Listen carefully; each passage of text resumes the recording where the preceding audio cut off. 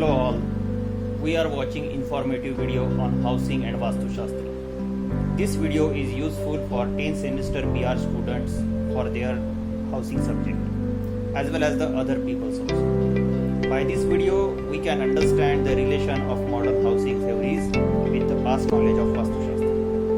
The main focus of this audio-visual presentation is to explore relation between most prominent housing typologies in India and their connection with the Shala Bhavan and their multiple types. So the title of this study is Study of Contemporary Housing Typology in India and its past connection with Vastu Shastra. First, let we see how in contemporary situation housing typologies can be categorized, such as on the basis of household, like single family residences, multi-family residences, on the basis of sharing structure such as row houses, semi-detached houses, detached houses and apartment houses. Third one is on the basis of economy such as LIG, HIG, MIG and higher income group. Fourth one is on the basis of commercial 1 BHK, 2 BHK, 3 BHK, studio apartments likewise. Fifth one is on the basis of height, high-rise building, low-rise building, multi-storied building, skyscrapers, etc. The sixth one is construction type, kacha construction, pakka construction or semi-pakka constructions. This kind of typology used in banking purpose. So more emphasis is given here in the video is on sharing structure and commercial type of housing typologies.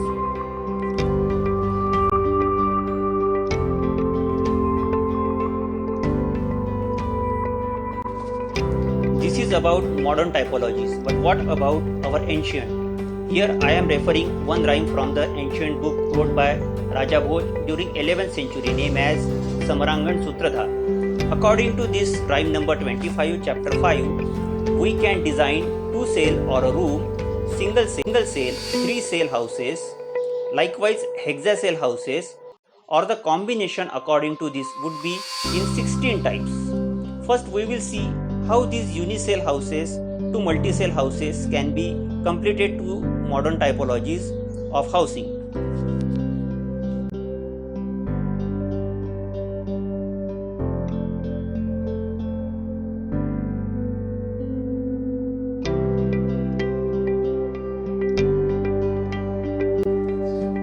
Today's we popularly using some terminology like 1 BHK, 2 BHK, 3 BHK houses or a one room apartment, studio apartments.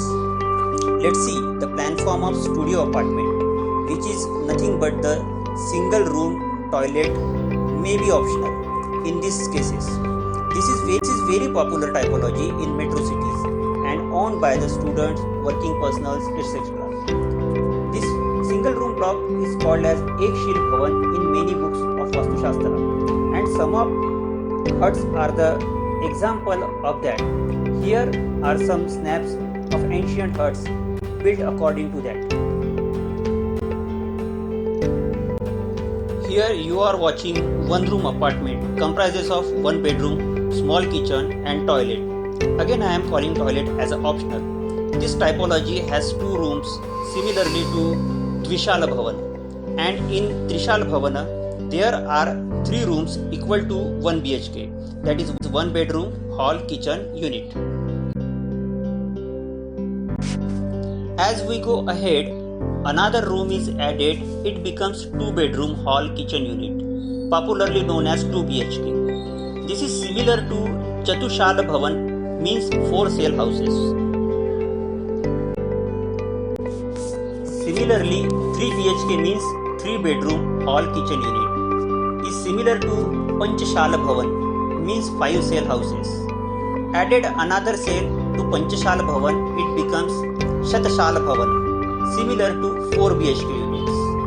If we keep adding cells, it becomes Bahushala Bhavan, like 5 BHK, 6 BHK, etc. to many more houses. houses. Here we can see how structures are organized independent, attached to structures or multiple of structures. The term detached house means the independent structure with all four sides are open for light and ventilation. Semi-detached means where one side of structure is shared by another and three sides are open for light and ventilation. Row house means where two opposite sides are open and two sides are shared by another structure. Whereas in courtyard type of unit, central part of structure is open for getting light and ventilation. In multi-storied apartment type of structure, these 1 BHK, 2 BHK and 3 BHK units are organized per floor to get mixed type of housing units. The sharing structure concept is also reflected in Vastu Shastra. As quoted earlier, there is unicell to multicell houses can be arranged in 16 different types.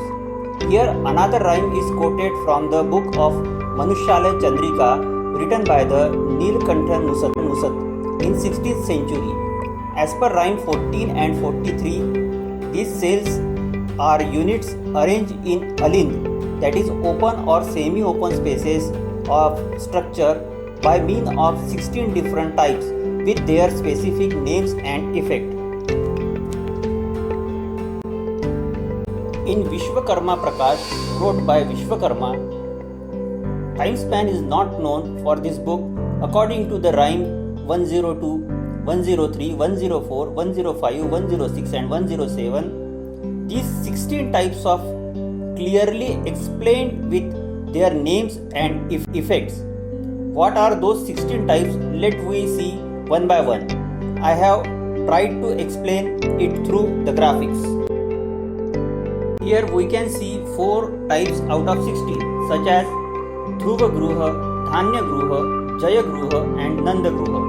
Dhruva Gruha is its entrance from each side, have proper approach but no open spaces from any side. According to many Vastu books, these kind of houses have some good effects, but we don't have any reason or explanation over these effects. So we are not discussing it here and that is not part of our presentation. The second one is Dhanya Gruha, where alind, that is an open or a semi-open space, is placed to its east-west direction, that is the direction of approach. In third one, which is known as Jaya Gruha, open from right side of the units, that is toward the south.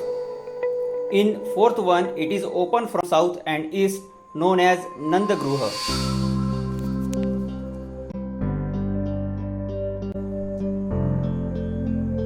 In fifth one, it is open from west side and closed from other side, is known as Khara Gruha.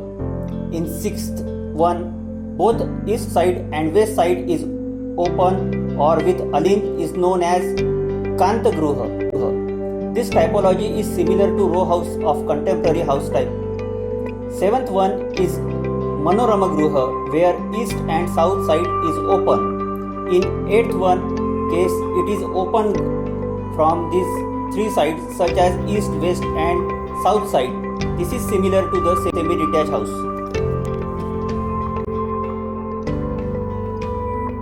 Durmukh Gruha is ninth type, which is open from north side and right side of a main approach. The 10th one is known as Khara Gruha, in which open space is placed to north and east side. The 11th type is Supaksha Gruha. It is open with north and south side. The Dhanan Gruha is 12th type, in which three sides as north, east and south are open. 13th one is Kshaya Gruha, in which north and west side is open. In 14th type, east, north and west side is open. This typology is similar to semi-detached building because it is open from three sides. The 14th one is Vipul Gruha, in which northwest and south side is open. In case of Vijay Gruha, all four sides are open or with Alind. This is last type of 16th of Shatash Gruha and similar to detached type of houses. So this is all about Vastu Shastra and contemporary housing theories. In India, many people believe in Vastu Shastra. As explained in this video, we can use some of these theories and principles for our practices. But being architect, we should aware that it cannot be followed blindly. Only relevant and logical from that can be used. The main objective of this study is to derive the typologies for design purposes. In combination of this or many new kind of. So thanks for watching this video. Hope you like it. Thank you very much.